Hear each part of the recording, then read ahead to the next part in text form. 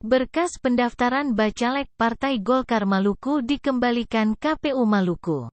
Pengembalian berkas yang diserahkan di hari terakhir itu lantaran salah penanggalan. Mestinya di bulan Mei tahun 2023 tetapi di berkas bulan Desember tahun 2022, ujar Ketua DPD Golkar Maluku Ramli Umasugi, Minggu, tanggal 14 Mei tahun 2023. KPU Maluku pun memberikan waktu perbaikan hingga pukul 23.59 waktu Indonesia Timur. Namun Umasugi pastikan bisa diperbaiki dalam waktu kurang dari 1 jam. Ini kan cuma masalah penanggalan bulan di berkas pileg yang ditandatangani saya dengan sekretaris, ungkap Ramli. Sementara itu, menyoal target 2024, Golkar Maluku optimis akan meraih 7 kursi di DPRD Maluku dan 1 kursi di DPR RI.